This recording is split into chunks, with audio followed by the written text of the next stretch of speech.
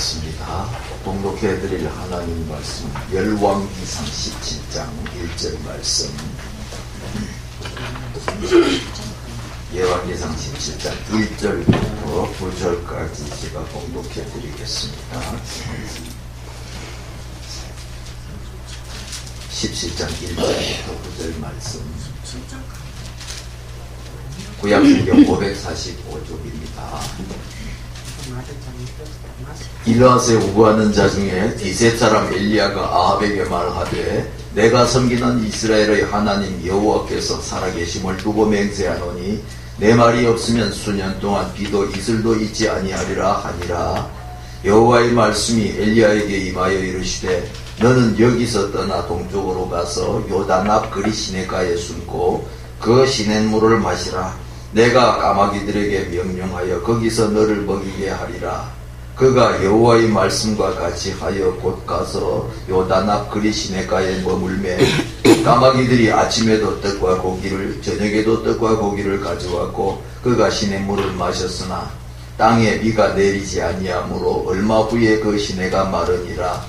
여호와의 말씀이 엘리야에게 임하여 이르시되 너는 일어나 시돈에 속한 사르밧으로 가서 거기 머물라. 내가 그곳 과부에게 명령하여 네게 음식을 주게 하였느니라. 아멘. 식량이 부족해서 먹고 살기가 힘들었던 옛날에 우리나라뿐만 아니라 중국을 비롯한 아시아 여러 나라에 노동력이 없는 그 쇠약한 부모를 갖다 버리는 잘못된 풍습이 있었습니다. 우리나라에서는 이런 풍습을 고래장이라고 했는데 옛날부터 이런 이야기가 전해져 내려옵니다. 박정승이라고 하는 사람이 나이든 노모를 버리기 위해서 어머니를 지기에 짊어지고 산으로 갔는데 깊은 산속에 도착하고 나서 이 박정승이 노모에게 눈물을 흘리면서 마지막으로 큰절을 하니까 어머니가 박정승에게 말을 했습니다. 얘야, 나라의 법을 어길 수는 없다. 네가 길을 잃을까봐 나뭇가지를 꺾어서 표시를 해두었으니 날이 어둡기 전에 어서 내려가거라. 그 말을 들은 박정승은 어머니를 차마 버리고 올 수 없어서 다시 모시고 내려와서 아무도 모르게 봉양을 했는데 그 무렵에 중국의 그 사신이 크기와 모양이 거의 비슷한 말 2마리를 데리고 와서 끌고 와서 어머니와 새끼를 가려보라고 하는 문제를 내었다고 합니다. 중신들이 모여서 회의를 했지만 답을 찾지 못했는데 아들이 고민하는 것을 지켜보던 박정승의 어머니가 그게 뭐가 그래 어려운 문제냐. 말을 하루 굶긴 후에 여물을 갖다 주어라. 먼저 먹는 놈이 새끼 말이다. 어미는 새끼를 먼저 먹이고 나서 나중에 먹는다. 이렇게 가르쳐 주었습니다. 그래서 박정승은 어머니의 말대로 해가지고 어미 말과 새끼 말을 가려냈는데 중국의 그 사신이 탄복을 하고 돌아갔습니다. 그리고 나서 왕이 박정승에게 그 어려운 문제를 어떻게 답을 알아냈느냐고 물었더니 왕에게 사실 우리 어머님이 이제 계시는데 여차저차 해가지고 어머니를 내가 산에서 다시 모시고 내려왔습니다. 그런데 그 어머니가 나에게 이렇게 답을 가르쳐 주셨습니다. 이렇게 말을 하고 나서 고려장을 없애자고 해서 그때부터 없어졌다는 그런 이야기가 있습니다. 이러한 설화가 사실인지 아닌지는 분명하지 않지만 부모에게 효도하면 자신부터 복을 받는다고 한 교훈을 주는 그런 이야기입니다. 에베소서 6장 1절 이하의 말씀을 보면 자녀들아 너희 부모를 주 안에서 순종하라. 이것이 옳으니라. 네 아버지와 어머니를 공경하라. 이것이 약속 있는 첫 계명이니 이는 네가 잘되고 땅에서 장수하리라고 말씀하고 있습니다. 부모님을 순종하고 공경하는 그것이 그런 계명을 잘 지킬 때에는 축복의 약속이 있다는 것입니다. 그 축복의 약속이 무엇입니까? 땅에서 잘되고 장수하게 되는 복을 주겠다는 하나님의 약속의 말씀인 것입니다. 그런데 이러한 효자가 그냥 생기는 것이 아니고 1년에 한 번씩 어버이날을 정해가지고 선물을 드린다고 해서 저절로 효자가 되는 것이 아닙니다. 부모가 제대로 살지도 못하고 자식을 제대로 가르치도 못하면서 우리의 자녀들이 효자가 되기를 기대하는 그 자체가 바로 콩을 심어놓고 팥이 나오기를 기다리는 것일 수도 있다는 것입니다.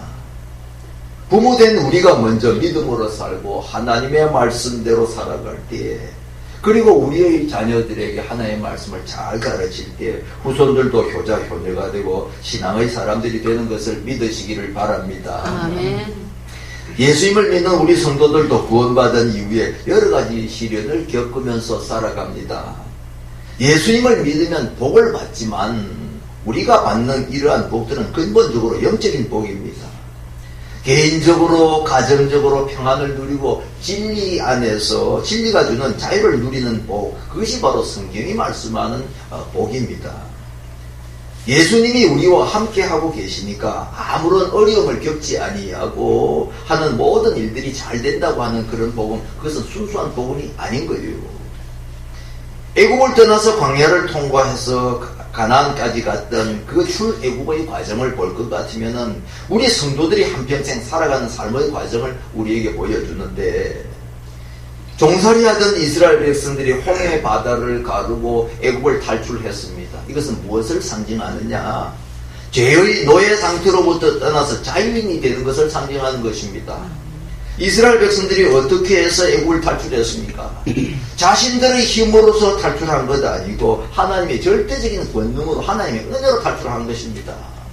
그들이 애굽에서 탈출할 방법이 없으니까 하나님 앞에 부르짖었고, 하나님께서는 모세를 보내가지고 그 홍해 바다를 가르게 하시고, 그렇게 해서 이제 애굽을 탈출했습니다. 그와 마찬가지로 우리도 역시 죄로부터, 죄의 노예 상태로부터 이렇게 해방이 되어서 자유인이 된 것은 우리 자신의 힘으로 된 것이 아닌 것입니다. 하나님의 은혜를 되었고 예수님의 그 흘리신 보혈의 능력으로 된 것을 믿으시기를 바랍니다. 아멘.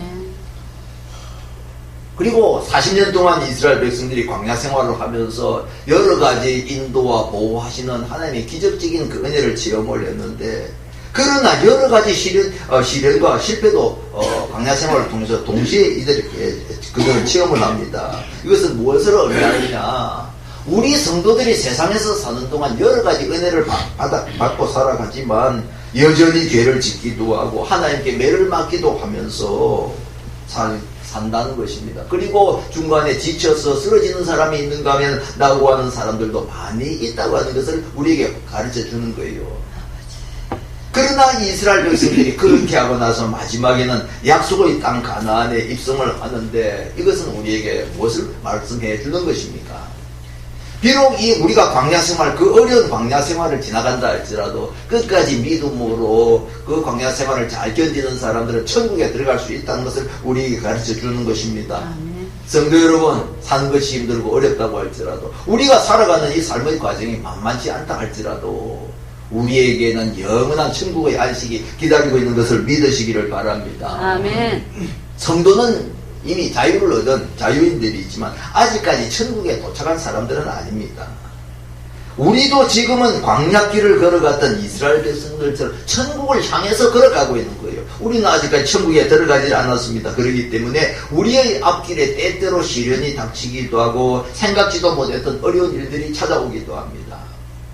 첫째로 환경적인 어려움이 있습니다.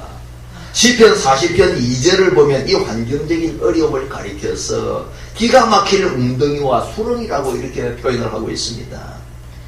생각지도 않았던 그 사건 사고로 인해서 불행한 일을 당하기도 하고 혼자의 힘으로는 해결할 수 없는 큰 문제에 이렇게 빠지게 될 때도 있는데, 이것이 우리가 살아가는 이 땅의 현실이에요. 절대로 피하려고 해도 피할 수 없는 것이고, 어느 한 사람도 이런 환경적인 어려움에서 벗어날 수 있는 사람은 한 사람도 없습니다. 그런가 하면 사람들 때문에 당하는 그런 어려움도 있습니다. 참 우리의 세상 살아가는 과정이 만만치 않은 것은, 인간관계라고 하는 것은 자기만 잘한다고 해서 되는 것이 아니기 때문에 그렇습니다. 세상에는 별별 사람들이 다 살아가고 있습니다. 그런데 이 사람들이 한 사람도 예외 없이 모두 다 죄성을 가지고 살아가는 사람들이라는 것입니다.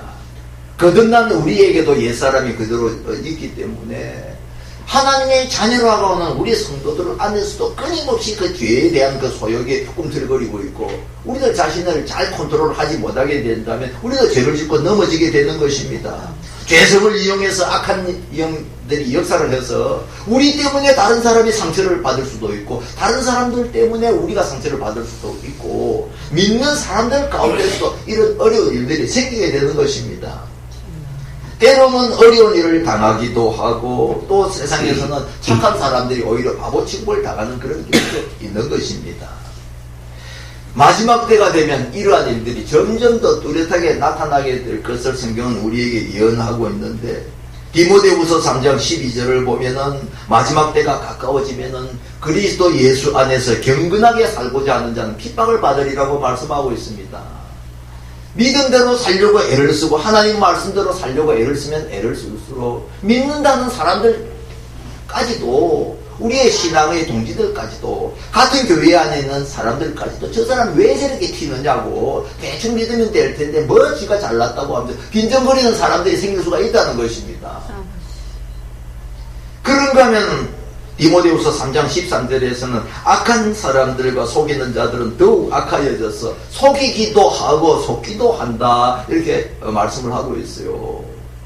도대체 이 세상에서 들려오는 여러 가지 소문들, 여러 가지 스캔들들 어디서 어디까지가 사실이고 어디서 어디까지가 거짓말인지 알 수가 없는 그런 시대를 우리는 살아가고 있는 것입니다. 요즘에 지금 무슨 대변인 미국의 박 대통령을 보좌해서 갔던 그 대변인의 그 여러 가지 스캔들 때문에 말이 많은데 어디서 어디까지가 사실인지 알 수가 없어요. 엊그제까지만 해도 대통령 주변에서 한솥밥을 먹던 그런 사람들인데 어느 날부터 갑자기 서로 원수가 돼서 네가 거짓말한다 내가 거짓말한다고 별의별 소리가 다 들리는 이런 것이 바로 우리가 살아가는 이 세상의 현실인 것입니다. 그러다 보니까 은혜를 입고서도 등 뒤에서 칼을 꽂는 사람들이 많이 있는데 믿었던 사람에게 배신을 당했던 유명한 인물 가운데 우리가 잘 아는 로마의 정치가였던 히즈라고 하는 사람이 있죠. 프랑스와 독일, 이집트, 소아시아 지역 등의 넓은 땅을 점령해가지고 로마의 땅을 굉장히 많이 넓혔던 이 줄리어스 시저는 영웅이 되어서 로마로 다시 돌아왔습니다. 그런데 로마에서 돌아와서 원로원으로 올라가다가 시저의 권력이 강해지는 것을 두려워했던 정적들에 의해서 죽음을 당했습니다. 그를 찔렀던 사람들 가운데는 자신이 아들처럼 사랑을 했던 아들처럼 생각했던 브루투스라고 하는 사람도 있었는데 이 브루투스가 어떠한 사람이냐 한때는 이 시저의 반대편에 섰던 사람이었습니다. 그러나 시저가 그 사람을 용서해서 자신의 사람으로 받아들여 주었습니다. 젊은 사람이 재능도 있고 하기 때문에 앞으로 이 사람을 용서해서 크게 잘 키우면 큰 일을 할 사람이다 싶어서 용서해 줬는데 그랬던 그 브루투스마저도 자신을 죽이려고 하는 적들과 함께 칼을 찔고 달려드는 것을 보면서 유명한 말을 남겼다 그러죠. 브루투스여 너마저 라고 하는 그 짧은 말을 남기고 이렇게 죽었다고 합니다. 친구라고 해서 영원한 친구가 아닌 것이 이 세상의 현실입니다. 성도 여러분, 사람을 절대로 의지하지 말고 하나님만 의지하면서 사시기를 바랍니다. 아멘. 이런 세상을 우리가 살아가고 있는데 그렇다면 누가 우리를 이런 세상에서 구원하고 우리가 어려운 일을 당했을 때 도와줄 수가 있느냐. 스바냐 1장 18절 말씀을 보면은 그들의 은과 금이 능히 그들을 건지지 못한다 라고 말씀을 하고 있습니다. 무엇이 그들을 건지지 못한다고요? 그들의 은과 금이. 다시 말해서 그들이 가지고 있는 돈과 권력이 그 모든 것을 다 해결해 주지 못한다는 것입니다. 세상 살아가는 동안 돈이 있고 권력이 있으면 여러 가지 살아가는데 편리한 점들이 많이 있긴 합니다. 그러나 그것이 모든 문제를 해결해 줄 수 있는 만능의 것은 아니라는 것입니다. 그렇다면 우리는 무엇을 의지해야 할 것이며 우리가 누구를 의지해야 되겠습니까? 우리가 잘 아는 시편 46편 1절 말씀을 보면 하나님은 우리의 피난처시오 힘이시니 환난 중에 만날 큰 도움이시라 이렇게 우리에게 말씀하고 있습니다. 성도 여러분, 하나님만이 우리 피난처시고 힘이시며 환난 중에 만날 큰 도움이 되신다는 사실을 꼭 기억을 하면서 사시기를 바랍니다. 아멘. 오늘 읽은 본문을 볼 것 같으면은 그 유명한 사람 그 아하브 왕과 엘리야 선지자에 대한 이야기가 등장을 하고 있는데 우리가 잘 아는 것처럼 이 이스라엘 아하브 왕은 우상을 섬기면서 악한 일을 굉장히 많이 했던 사람입니다. 열왕기상 16장 30절을 보면 이전의 모든 사람보다 여호와 보시기에 악을 행했다고 이 아합 왕에 대해서 평가되어 있습니다. 이전의 모든 사람들보다 여호와 보시기에 악을 행했다. 이 말씀을 바꿔 말하면 여태까지 살았던 모든 왕들보다도 가장 악한 왕이었다는 그런 말입니다. 그런가 하면 열왕기상 16장 33절에서는 바알과 아세라를 섬기면서 하나님을 노하시게 했다, 이렇게 기록이 되어 있어요. 하나님으로 하여금 노하시게 했던 이런 사람에게 돌아올 것이 무엇이겠습니까? 그 사람에게 복이 돌아오겠어요? 은혜가 돌아오겠어요? 은혜 다 쏟아버리고 그 사람에게 돌아올 것은 저주밖에 없는 것입니다. 그래서 오늘 읽은 이 본문의 말씀을 보면 진노하신 하나님께서 행하시는 일들이 등장을 하는데, 우리 1절 말씀 다시 한번 함께 읽어봅시다. 길르앗에 우거하는 자 중에 디셉 사람 엘리야가 아합에게 말하되 내가 섬기는 이스라엘의 하나님 여호와께서 살아계심을 두고 맹세하노니 내 말이 없으면 수년 동안 미국들도 있지 아니하리라 하니라. 지금 무엇을 선포하고 있습니까? 이제 가뭄을 선포하고 있는 것입니다. 옛날에 이 하나님이 자주 사용하신 방법이 바로 가뭄과 흉년이었습니다. 지금이야 뭐 먹을 것도 많지만 옛날에 먹을 것이라고 하는 쌀아이면 보리아이면 밀밖에 없던 그러한 시절에 그나마 그것마저도 농작물이 자라지 아니한다면 그 사람은 다 굶어 죽을 수밖에 없는 거예요. 지금처럼 뭐 무역이, 국제 무역이 있어가지고 우리나라에서 흉년이 되면 다른 나라에서 돈을 주고 사 먹을 그런 흉년도 아닌 것입니다. 바로 흉년이 들고 가뭄이 들었다고 하는 것은 이제 죽는 일만 남았다고 하는 그런 사인인데, 이 하나님께서 엘리야 선지자를 통하여 이 아합 왕에게 이제 수년 동안 비가 내리지 아니할 것이다, 이렇게 선포를 하게 하셨습니다. 한마디로 말해서 엘리야 선지자로 하여금 목숨을 걸고 아합 왕한테 가서 도전을 하라는 그런 말씀입니다. 그 말을 들었던 그 아합 왕이 가만히 있을 리가 만무하죠. 당장 그 엘리야 선지자를 죽이려고 하는데 엘리야 선지자는 지금 도망을 합니다.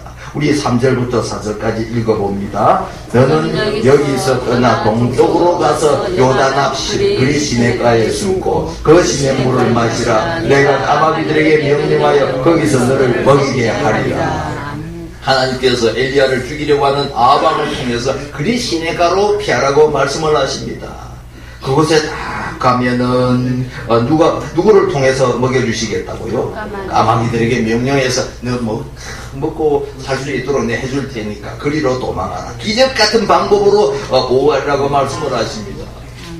성도 여러분, 하나님의 말씀대로 살아가다가 믿음으로 살려고 애를 쓰다가 어려운 일들을 당할 때가 있다 할지라도 여러분 절대로 염려하지 마시기를 바랍니다. 고린도전서 10장 13절을 보면 감당치 못할 시험 당함을 허락지 아니하시고 시험 당할 즈음에 또한 피할 길을 내주셔서 능히 감당하게 하신다고 말씀하고 있습니다. 아멘. 하나님의 말씀대로 살려고 애를 쓰다가 어려운 일을 당하게 되면요, 그건 나머지는 모두 다 하나님께서 책임을 져주시는 것입니다. 아멘.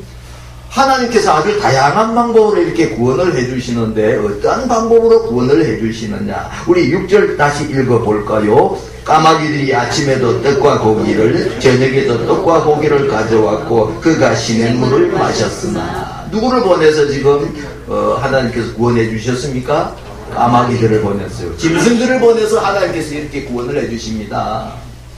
하나님은 온 우주 만물을 자신의 뜻대로 다스리시는 전능하신 하나님이신 것을 믿으시기를 바랍니다. 아멘. 하나님께서는 때때로 사람의 마음을 움직여서 우리를 구원해 주실 수가 있어요. 저 사람이 나를 굉장히 미워하는데, 저 사람이 나를 죽이려고 지금 달려드는데, 하나님께서 그 상대편의 마음을 조금만 탁 이렇게 건드리시면요, 나를 죽이려고 달려들던 사람도 마음이 딱 변해가 친구가 될 수 있는 것입니다. 아멘. 하나님께서 하시면은 이루어질 일이 하나도 없는 거예요. 그런데 하나님께서는 사람만 이렇게 다스리시는 것이 아니고 짐승이나 새 같은 미물도 이렇게 부리시는 것입니다. 그래서 까마귀를 보내가지고 엘리야 선지자를 이렇게 아침 저녁으로 먹을 것을 떡과 고기를 이렇게 먹여주셨습니다. 미국 보스턴 해안에서 있었던 일인데, 보스턴 아주 유명한 미국의 항구죠. 거기에 날마다 머리가 하얗게 쓴 노인 한 분이 그 해안에 나와가지고 아주 싱싱한 새우를 한 통씩 가지고 와서 갈매기들, 날아가는 갈매기들한테 먹이는 그런 노인이 한 분이 있었습니다. 갈매기들은 다 이 노인을 알아보고 우리한테 새우를 가지고 올 시간이 됐다 싶어서 다 몰려드는 거예요. 그런데 이 할아버지가 새우를 한 통 딱 들고 오면은 와 이제 먹이 왔다 싶어가지고 이 갈매기들이 좋아가지고 달라붙어서 이제 그 싱싱한 새우를 먹었습니다. 그런데 어느 날 어린 아이 하나가 할아버지에게 물었습니다. 할아버지, 이 싱싱한 새우를 왜 매일같이 저 갈매기들에게 먹이는 것입니까? 이렇게 물었습니다. 그러니까 노인이 대답하기를 아이에게 그 이유를 쭉 설명을 하는데 그 내용은 대충 이런 이야기였어요. 이 노인이 2차 대전 당시에 미군 함정의 함장으로 근무를 했는데 자신이 탄 배가 일본군의 그 의뢰를 맞아가지고 격침이 되었습니다. 그래가지고 대부분의 사람들이 죽고 몇몇 사람만 구명보트를 타고 간신히 살아남았대요. 그래서 구명보트를 타고 이제 떠돌아다니는데 햇볕은 뜨겁죠. 먹을 것은 없죠. 그래서 남은 사람들까지도 한 사람 한 사람 이렇게 죽어갔는데 자신도 너무 막 지금 물도 부족하고 먹지도 못하고 이래서 구명보트 위에서 정신이 몽롱해져 이렇게 내가 죽는구나 생각을 하는데 갑자기 갈매기 한 마리가 자기 어깨 위에 탁 이렇게 앉더라는 거예요. 그래서 이제 내가 헛거이 보이는 건가 보다 생각을 하고 이렇게 쉬더니 갈매기가 도망도 안 가. 내가 지금 정신 있나 없나 이거 내가 헛거 보는가 싶어가지고 턱 잡아더니 갈매기가 잡히더라는 거예요. 하도 정신이 없이 배가 고파가지고 그 갈매기를 잡아서 뜯어 먹었답니다. 그렇게 하고 나서 이제 마침내 딱 이렇게 살아남게 되었는데 나중에 이 갈매기를 볼 때마다 그때 갈매기를 보내주신 그 하나님 앞에 감사하는 마음이 생기고 또 자기를 위해서 대신 죽어준 그 갈매기에 참 미안한 생각도 들고 이래가지고 그때부터 이제 새우를 이렇게 사가지고 이제 갈매기에게 먹여주고 있다는 그런 이야기였습니다. 그때의 갈매기는 하나님이 보내신 갈매기였던 것을 믿으시기를 바랍니다. 아멘. 하나님께서는 까마귀뿐만 아니라 갈매기를 통해서도 먹여주시고요. 아멘. 여러 가지 방법으로 우리를 먹여 살려주시는 것입니다. 아멘.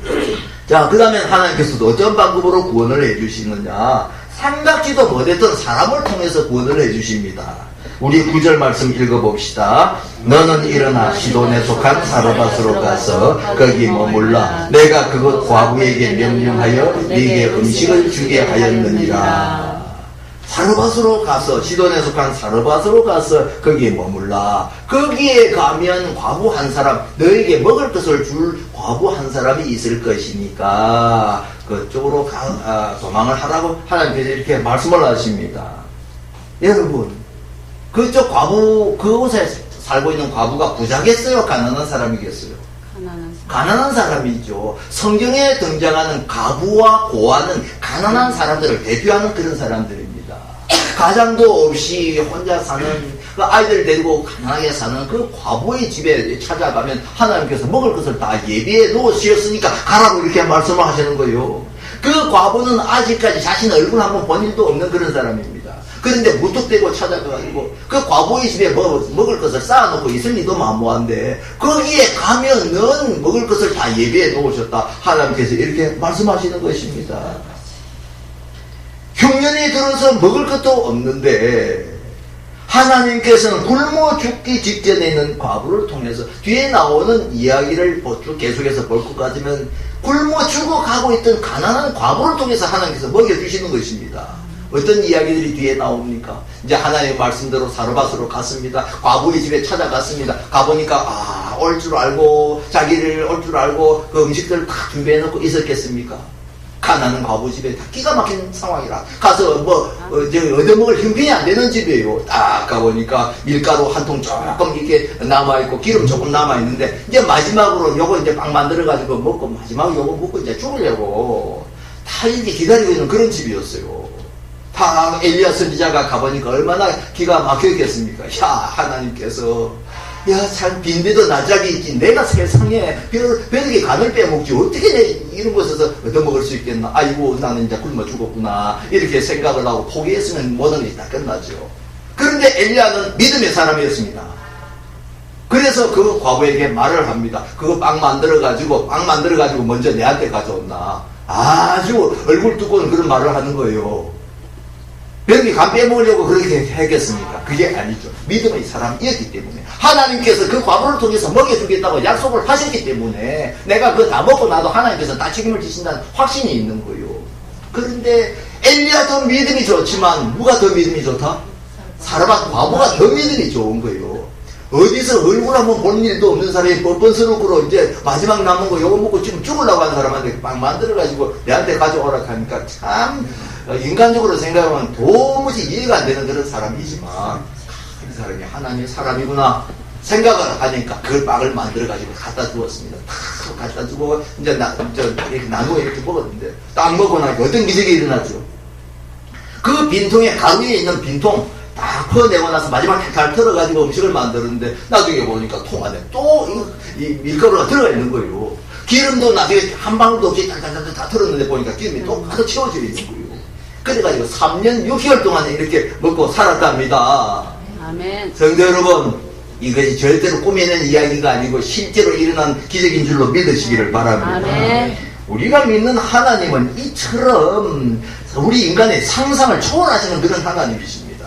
만약에 사르밧에 있는 부잣집에 가서 얻어먹고 이렇게 살았다 하면 그거 별로 큰 문제도 아닌데 이야기거리도 안 되는 게 하나님께서는 이처럼 기가 막힌 방법, 우리 사람의 생각을 초월하는 그런 방법으로 우리를 구원해 주시는 것입니다. 아멘.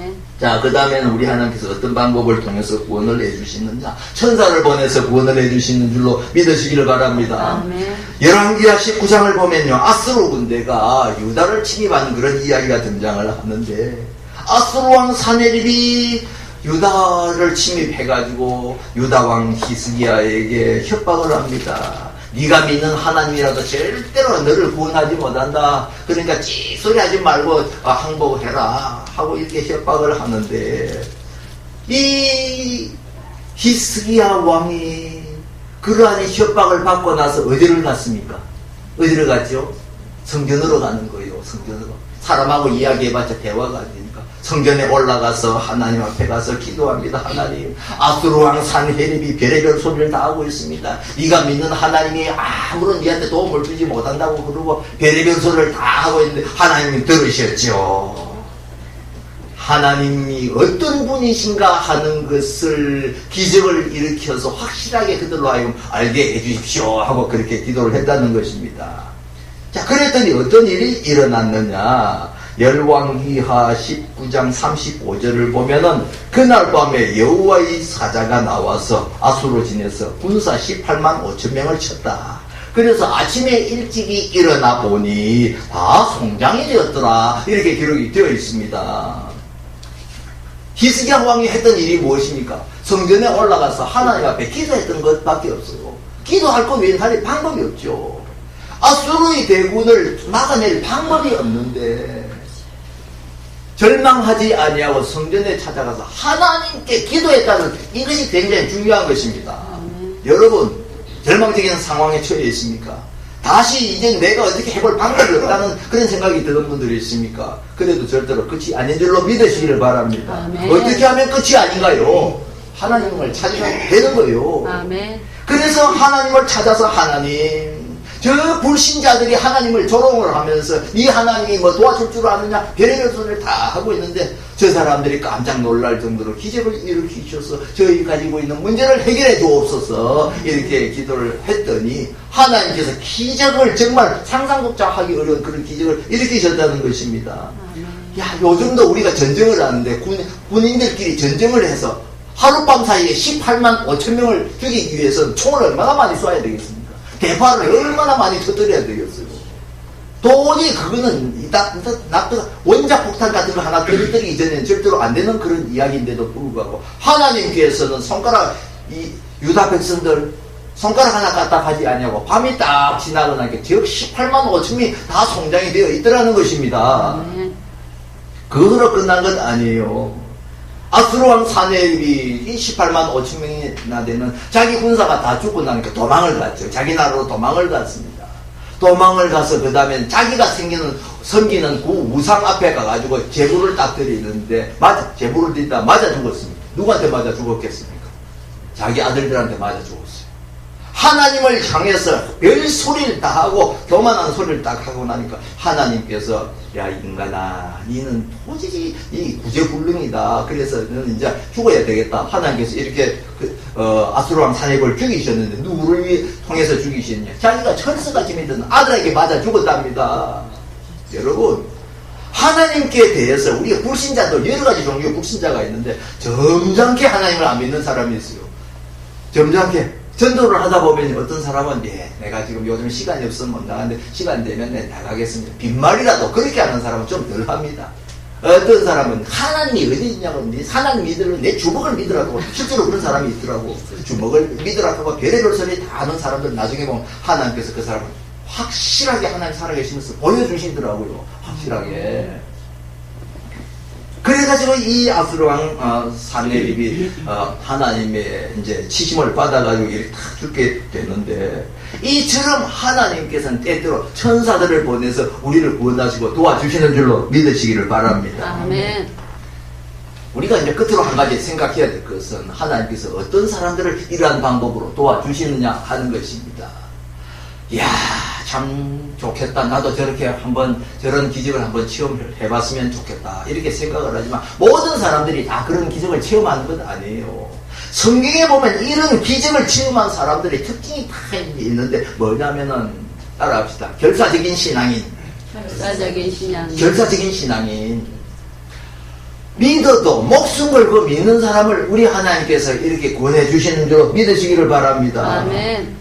믿어도요 대충 믿는 사람이 있고 목숨 걸고 믿는 사람이 있는데 하나님께서 그 중심을 다 알고 계시는 거예요. 목숨 걸고 믿는 사람은 하나님께서 절대로 죽게 하지 아니하십니다. 아멘. 바빌론은 느부갓네살 왕이 금신상을 만들어가지고 모든 사람들 앞에 절하라고 이렇게 했는데 그런 명령을 내렸을 때에 그 절하지 아니했던 젊은 사람 세 사람이 있었습니다. 그 사람들이 누구냐면 느부갓네살이 그토록 초대했던 다니엘의 세 친구 사드락과 메삭과 아벤누고였습니다. 유다가 망할 때 그들을 데리고 와서 이 바벨론에서 잘 먹이고 교육을 잘 시켜서 앞으로 이제 자기가 데리고 쓰려고 이렇게 생각했던 자기가 총애했던 그런 사람들인데 이 사람들이 왕의 명령을 어기고 우상 앞에 절을 하지 않았다는 것입니다. 그랬더니 화가 난 이 느부갓네살 왕이 이들을 불러가지고 이제 추궁을 합니다. 너희들이 우상에게 절을 하지 않았던 내가 만든 금신상에게 절하지 않았다고 하는 말이 있는데 그게 사실이냐? 좋다. 사실이라도 좋다. 지금이라도 너희들이 금신상 앞에 절만 한다면은 내 과거의 잘못을 묻지 아니하겠다. 이렇게 말을 했는데 그 젊은 청년들이 뭐라고 말을 합니까? 느부갓네살 왕이요 그렇게 하실 필요가 없습니다. 우리는 절대로 그 금신상에게 절하지 아니할 것입니다.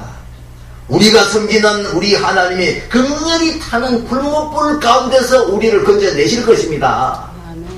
만일 그렇게 하지 아니하신다고 할지라도 우리가 불물 속에 던져짐을 당해서 죽는 한이 있어도 절대로 그렇게 하지 아니할 것입니다 하고 이렇게 대답을 했습니다. 그랬더니 느부갓네살 왕이 세상에 이렇게 고약한 놈들이 있나? 내가 저들을 어떻게 그렇게 대접을 했는데 나에게 이렇게 할 수가 있냐? 그냥 화가 나가지고 평소보다도 7배나 더 뜨겁게 해가지고 불못불 속에 그들을 던져 넣으라고 이렇게 명령을 내렸습니다. 그래서 그 뜨거운 불못불 속에 이 세 사람을 집어 던졌는데 그들을 불못불 속에 집어 던졌던 사람이 오히려 거기서 다 죽어 버리고요. 시간이 지나도 불 속에 던져져 있던 이 세 청년은 죽지 않고 있었다는 것입니다. 아멘. 왜 하나님께서 그들을 살려주셨겠습니까?